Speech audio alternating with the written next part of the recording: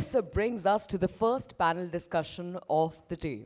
The topic at hand is importance of digital PR in brand promotion. And ladies and gentlemen, please put your hands together for our panelists for the day. Please welcome Mr. Anand Prakash, Senior Group Head, Adfactors PR. Please give it up for Ms. Akanksha Jain, Head Public Relations and Corporate Communications, Bharatpe. Please put your hands together for Ms. Kritika Padhy, Account Director, ATDB Communications, and Bhavna Gupta, Director, Client Relations, Hill+Knowlton Strategies. And also chairing this session, we have Mr. Ruhail Amin, Senior Editor at BW Businessworld and Exchange for Media.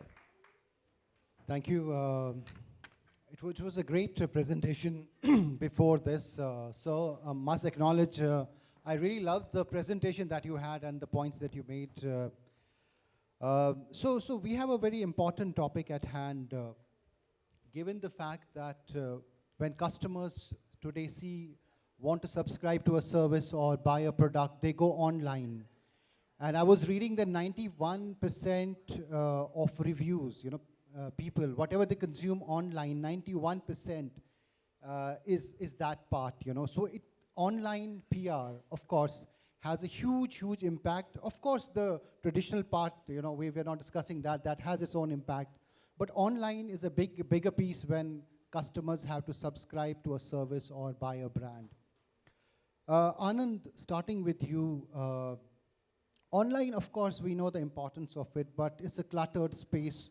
When you get a new brand on board, how do you make sure that the brand gets enough visibility in the clutter, or is it sometimes just sometimes you just promise them, then it's very difficult to find that visibility. How is it like when you bring a brand on board and then promise them the online visibility? How does it work? What are the stories behind some of the stories?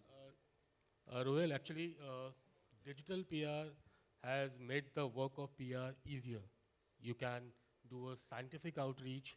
You can do more earned media, what you say, because PR is known for earned media comparing to marketing. You can not only promise, you can actually deliver. There are a lot of platforms where you can go for. You can go and map what kind of conversation is happening around the industry, around the client. You can do a good Google Analytics where the conversation, tonality, and the keywords are present with the statistics. You might have a different perception about your brand because you are working in a company XYZ as a Corp Comm person or a CEO.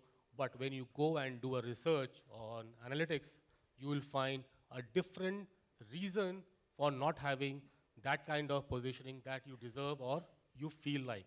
So digital PR with Google Analytics, with influencer engagement, with video content, with there are multiple tools.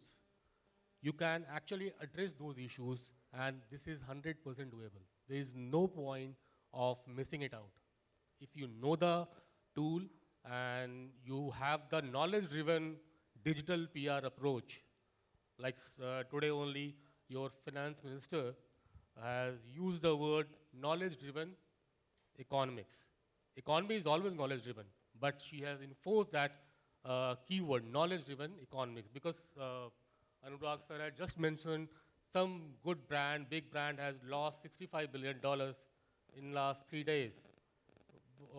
At the same time, they have a loan of $80 billion, so they could have paid it.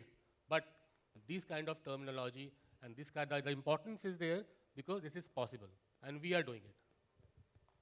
Akanksha, we have seen this, what he touched upon towards the end, is a very pertinent point. We have seen brands burning a lot of amount on the public perception while the real story is different.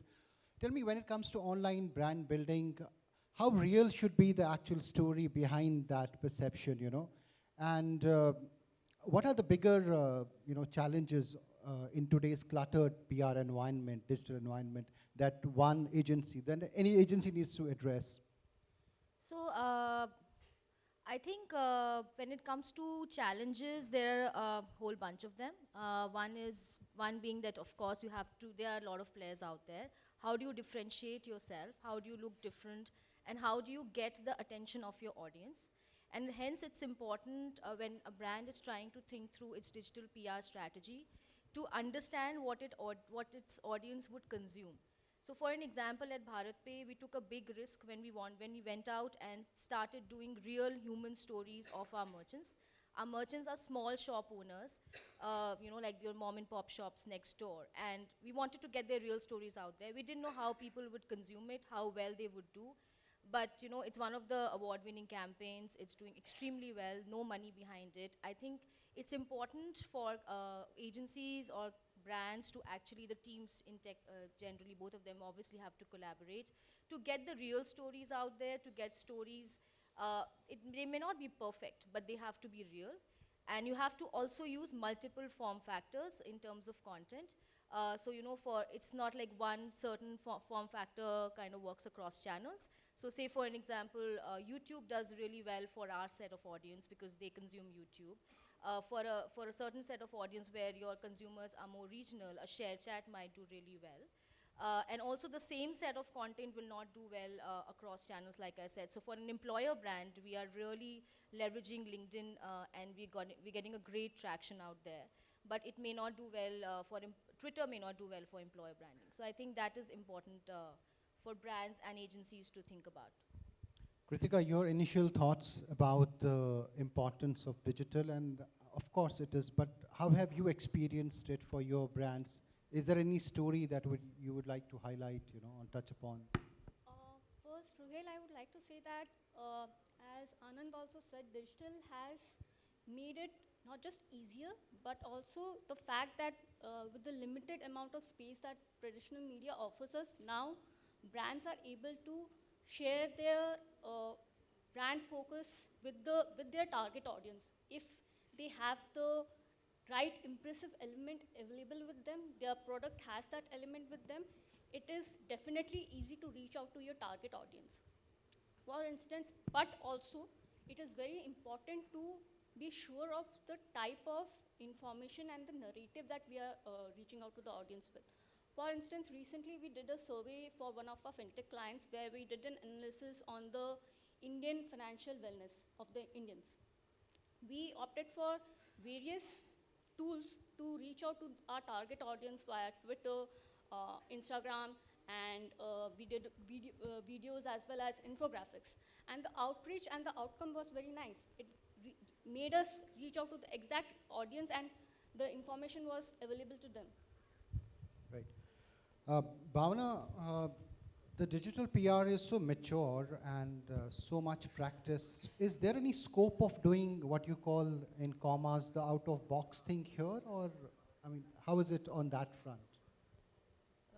See, digital is out of box, right? As my esteemed member said, that it's not one template fits all, right? Sometimes it's all about where your consumer is. So what is the consumer consuming, how often they consume, what is the behavioral pattern, it all boils down to this. So if you have your data analytics in place, and you know your behavior of your consumer, you know what your consumption pattern is, you can curate your communication as is. See, what are we PR people doing? We're actually solving for a communication problem. That's the baseline. When we know the problem and we know where our consumer is, we can curate it. So answering your question out of the box, it all boils to the fact which are the tools that you're using. So if my consumer is Instagram, I can do so much on Instagram, not only Reels. I can tie up with an influencer, call for action, I can use user-generated content. If it's on LinkedIn, I can do blogs, I can do videos, I can do vlogs, etc. So it all depends on what are you solving for and how you curate it. So I think digital gives you massive, massive opportunity to be as creative as possible. For example, if I can give an example of a campaign that we've won multiple awards of how to promote hygiene and health to people like you and me, and that too when COVID was settling in. We use radio jockeys, we used curated jingle. We use health officers on ground. We used Instagram. We used all possible channels because we knew people like you and me, kids, other stakeholders were across. And the user-generated content was so much, the call for action was so good that it was a massive, massive success. And we are very proud of Hill+Knowlton that we won so many awards for that. So answering your question, I think this is where your creativity comes to the fore. Right. So it offers you that chance. And Massive offering, yeah. so one common thread, of course, is, very well said that digital, of course, will remain that relevant. But Anand, starting with you, it's not as easy if you see the dynamic between the agency and the brand. So there's the marketing team and there's the PR team. They're working together. When it comes to being on the same page between the marketing and the agency, is it so simple as it sounds? What are the best ways that these things could be leveraged or integrated in a better way? Both the practices are from the same tools. Both are marketing, but there is Objectives difference. are different, yeah. Objective is same, but there is difference. Digital PR will help you in building up positive awareness. And marketing, the agenda, the goal or the objective of marketing is the conversion, right? So if you are dealing on a digital platform, for a good and powerful and impactful, result-oriented marketing campaign, you need to start with a very powerful, very target-oriented digital PR. If a digital PR campaign goes well, establishes your positive awareness, positive impact, then only that can be treated as a platform to launch a good digital marketing campaign. Unless otherwise, it will not give you a proper impact. So it has to work in a rally. It has to go in a collaboration, hand to hand. Akanksha, how can a brand and agency collaborate in a better way? Brand and agency, not marketing and PR teams. I mean, the brand, of course, that, Okay. yeah. So I think, so the team which is on the brand side obviously has much more in-depth understanding of the long-term, short-term goals of a company. So it's important for the team on the brand side to kind of treat their agencies as partners, keep them abreast with what is happening, keep them informed with what is happening, also keep them aligned to the short-term goals when you actually go out and launch a campaign.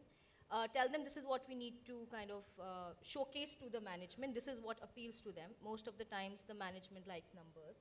So we will have to have a good mix of course, and a lot of them still like the pink papers. I was speaking to some founder the other day and they said, and she said that I just want pink papers. That's all I want. So it was just a deja vu moment, but yeah, they still want pink papers. So we have to be obviously careful of what the management wants on the brand side, but also have a healthy mix of the good ideas that the agency could get on the table, because obviously they have diverse experience across brands of things that could have worked for other brands, other industries that you could kind of pick and try out. So I think it should be a healthy mix of both. Kritika, have you ever experienced a tough situation where a brand was not, kind of on the same page? Does it happen very often when you are trying to build a strategy? And what are the best ways to address that? Because that's a real problem. See, when two people are discussing something, it always happens that there might be difference of opinion. But the end thing is, the goal is to create a brand awareness. The brand also wants that, the agency also wants that. So it is how you have come to a decision, both of you together, to reach the end goal. Who gives up, the agency or the brand? I don't think anyone gives up. It is, you come up with a strategy that is addressing their needs, and also you make them understand with your own experience and, let's say, examples, and showcasing those ideas, how it will help them achieve their goals. See, coming up with ideas is agency's task. The brand wants that their product, the company's image and the awareness to be created. So we need to come up with such strategies that their end goal is achieved. There might be differences. It's not like the differences don't happen, but how you convince them with exact proof points with how that impact will be achieved is important. Bhavna, a little bit on the agency brand dynamics. How is it, how easy, complicated is it? What can improve on that front? A little bit on that. See, I don't think it's complicated. I think it's, see, there are two things. There's a business objective that the company is running, right? Now, sometimes you have to align your communication as per the business objective. Now, there's a communication challenge. There's a communication problem that we are solving. Now, our job is to make sure the messaging and the narrative reaches the stakeholders. Now, how you're doing that creatively is the job of the agency. I don't think it gets as much complicated. The only complication comes when we are explaining to the company on certain, for example, you can go on Instagram or you can do a LinkedIn, but the business or the leadership is still old school. They're not very comfortable in that approach. Hence, we need to change our approach. It's just that who is your stakeholders and what are they comfortable with? Ultimately, it's the messaging and narrative that you need to reach out to. And it's our job to navigate the complication, the leadership, the stakeholders, etc. Otherwise, then what's the point? So we are the expert, we know how to navigate it. So it's always to work along with the business to make sure that your communication problem is solved. Right. Anand, so being a journalist, I'll ask you a couple of tough questions. Okay? Please go ahead. So sometimes the PR agency is tasked with defending the indefensible. Okay, you have to defend something which is very tough. At that time, without naming any brand, any agency, I just want to understand the internal working of it. And when you apply your digital PR to it, on top of it, building that perception. From a PR standpoint, how convincing does it feel when you know you're on a thin, sticky ground? I mean, how do you deal with such situations from a PR perspective? First of all, we need to understand what is PR. PR is 90% behavior and 10% communication. But 10% communication is very important. In most of the cases, we as a PR person, PR professional, we don't work on the 90% behavior.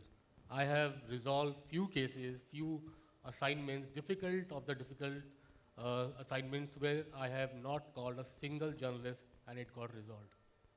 Because if somebody is running a multi-billion business and suddenly that business is going into a crisis, then there is some super intelligent mind within the organization who is committing some kind of big mistake, some kind of extracurricular activities, so you have to fix it. Like, I'm giving you an example. Sorry, I'm going a little out of track, out of context, but I will prove my point. Give me some time. Like, million years ago, there were dinosaurs on the earth, right? They were the king of the earth, they were surviving, but suddenly they disappeared. Why? Not because of the size of the body, because of the small size of the brain. You need to find out. That is called strategic communication in professionalism.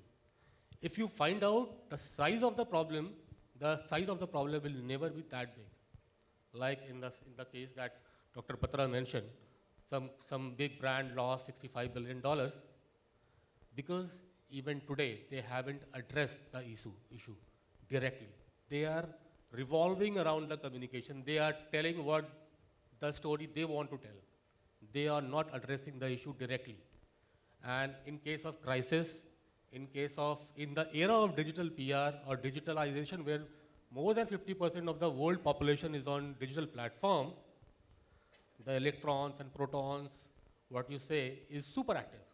If you don't feed the right kind of message, it will be like a unguided missile, right, which will keep harming you. So you have to direct the right kind of messaging can solve any problem, and you have to identify 100%. The problem. 100%, right? 100%. Okay.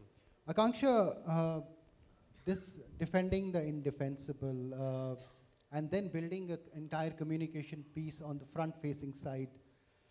I mean, how difficult is it at times, or how easy is it? So it's not easy, to be honest. But I think in crisis it's important to choose the wars you want to fight and let go of some of the battles. there'll be a lot of things that could come your way, which as a brand you should not say anything about. You should look at the long-term goal and the long-term vision that you have for the brand, and whatever is really damaging the reputation, you will have to protect it with numbers, protect it with facts, and I think that's how it works well. Okay.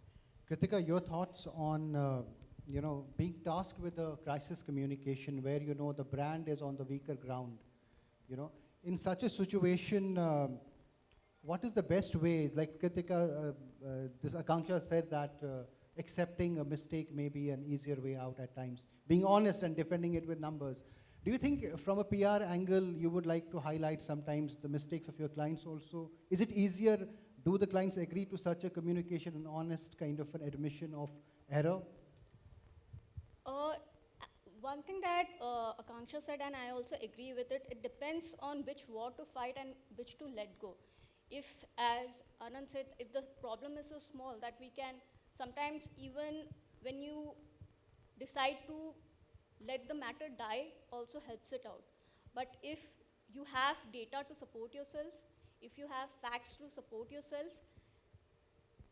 come forward and put your point ahead. And regarding in terms of accepting your mistake, it depends on how big the issue is. If remaining silent showcases you as a brand which is not customer centric, not customer friendly, definitely don't do that.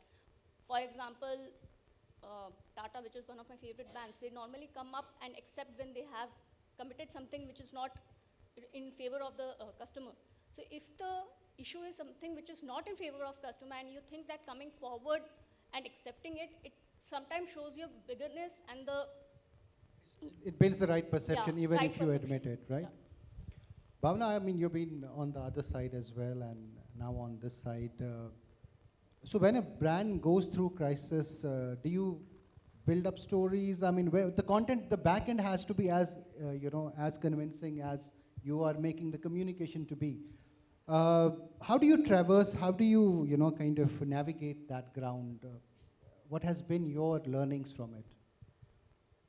See, we do a lot of crisis training for our clients at Hill+Knowlton, and I've been on the other side. My biggest learning has been, do not hide anything. The bigger the brand, the more is the pull. They want to see you fall, right?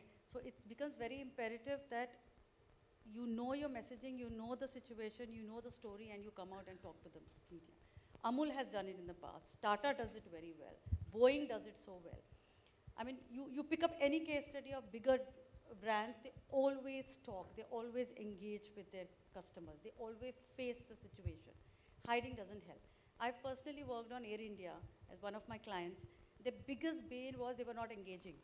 And look at now, what we built for them was an engagement model. Whether you miss your flight or you lose your baggage, we engage through Twitter with the customer to say, sorry, we're solving it. And it works so well. Because, see, remember, if you're Air India or Maharaja, for a customer, he's paying you, right? He will not, it's not a big brand for me. It's a service he wants to, and he wants to be treated like a Maharaja. So it's, the bigger the brand, it becomes more imperative that you tell your story, you narrate it, you message it, and you engage with the customer. There's no hiding behind it. And I rightly agree with what they said. You choose your words. Sometimes saying silent helps. Sometimes saying less is more. But it is always engagement, and facing the realities always helps. So digital PR will be most effective when you actually have the human side to it, like accept that you can also be wrong at times and be honest about it, right? It will be more engaging and impactful. And digital becomes more crazy because it's real time. You have a crisis and somebody is always already bashing you without hearing your story. So hence our role becomes so imperative that we know the right messaging and the facts and figures to counter that. So digital is very creative. At the same time, it's our biggest enemy right now. Right. Because you have to be on your toes and on your feet. You don't know where and data things come analytics from. become, data becomes so important. Facts become so important. Right, So right. that's why. Anand, so there must be a certain science and certain practices that make digital PR, effective. If you could share some of the points that you would you believe in? And second, when it comes to digital landscape, there are so many other platforms. For example, today's Insta is there. So which are the platforms that you really focus on in a big way? And what are the best ways of making that digital PR work for the brand? Digital PR starts with Google Analytics. It shows you where the conversation is happening, what conversation is happening, and what group of audience is involved in the conversation. And it always depends on the brand. Like Bharatpe will have a different target audience, and other brands will have another different target audience. For a fast-moving news, pacey news, you can go to Twitter. For a fashion-driven products, you can go to Instagram. For a family-oriented product, you can still hit Facebook, and with the right conversation. And if you have, and these days, since I belong to a PR background, I always believe in earned media space. Despite giving influencers to pay the influencer getting the work done, I always believe candid influencers to come forward and write about the brand. It can be a good bridge for a brand sharing for both the influencers and the brand. But digital space is going to rhyme only because of the earned space is still possible. Akanksha, your take on making digital PR more impactful, and for your category, which are the platforms in the digital space that work best? So I think to make it more impactful, like he rightly said, while it is earned media, but it has a spillover on social media. So you will have to have a very robust, funnel of stories that you can push into traditional media. Leverage the owned media. I don't think we've touched upon that. Today, owned media has become extremely important, which means the social media handles of the senior management of companies, which are the voice of the brand at large. And also especially for our category, I think LinkedIn does not work much, but does a little bit of impact. Facebook is one of the go-to channels. YouTube is important because we are targeting the merchants. For a consumer side of products, it's Instagram, and it's primarily Instagram and LinkedIn, because we're targeting the Gen Z and the millennials who would be also on LinkedIn and definitely on Instagram. I'm sorry, I've lost track of the second question. And what are the best practices? So I think the best practices would be to, of course, use the earned and the owned media, like I said. Define your content calendar, define your strategy well in advance, say a 1-year strategy, to break it down to a 3-month strategy. Use metrics, understand, analyze what is working, what is not working, from Google Analytics to open rate to engagement rate. So you have a sense of what is really working for your brand. Because you may think this will work, but it may not work well for you. So it's important to understand what the audience is really consuming and then change your approach accordingly. So I think that's what works best. No one single strategy fits all. Different channels, different strategies, and different form factors is what will do well for the brands. Kritika? I think both of them have covered almost everything. But as they said, earned media and owned media both are part of digital. A lot of traditional media platforms are currently focusing on their digital avatar, and we need to use them as well, because once it comes from an authentic, credible source, it adds to your brand identity. You need to use the earned media as much as you need the own part as well. Do more of blogs, do more of conversations on your own platforms.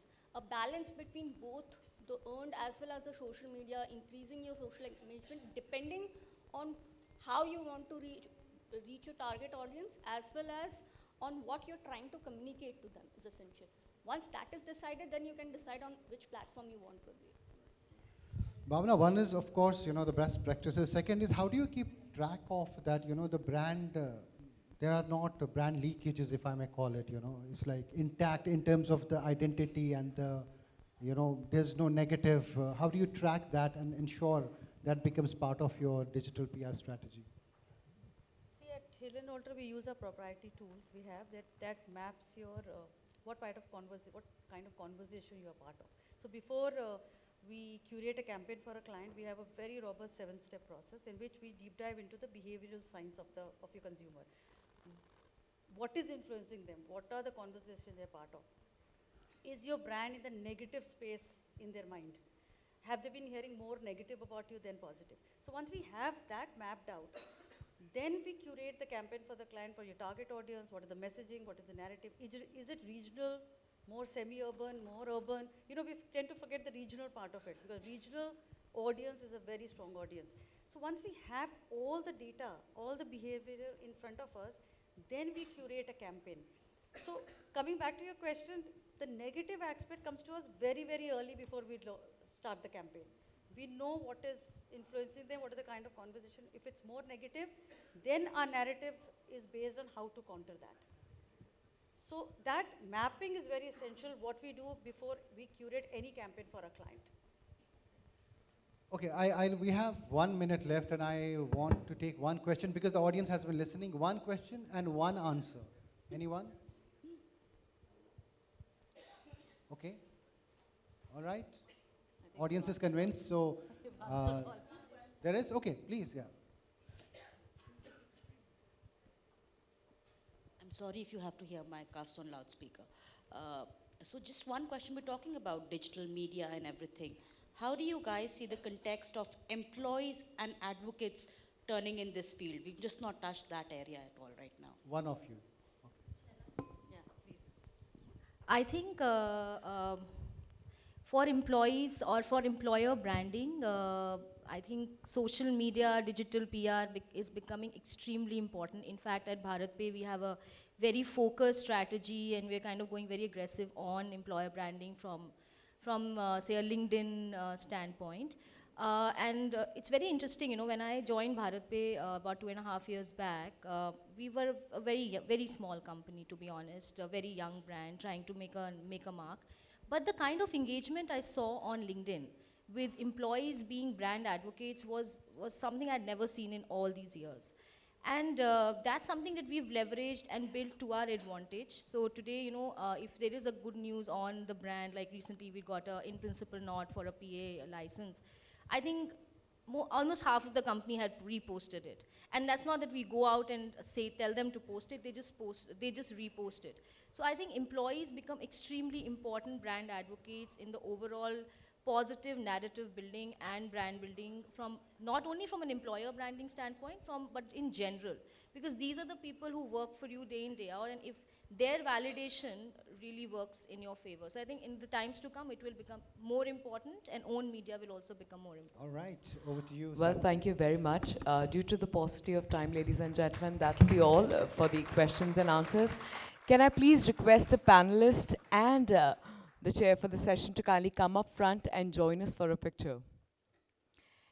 And also to present a small token of appreciation on our behalf, please welcome Ms. Shabasti Malik, correspondent E for M.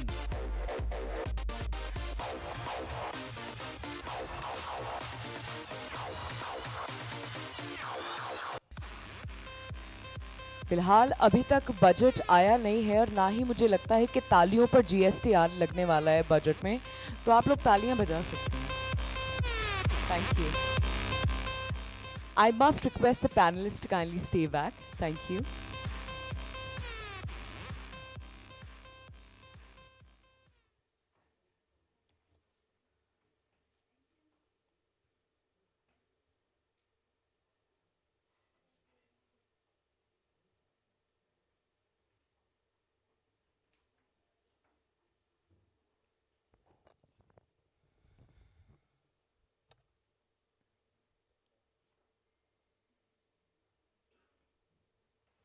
Thank you very much. Thank you. Thank you.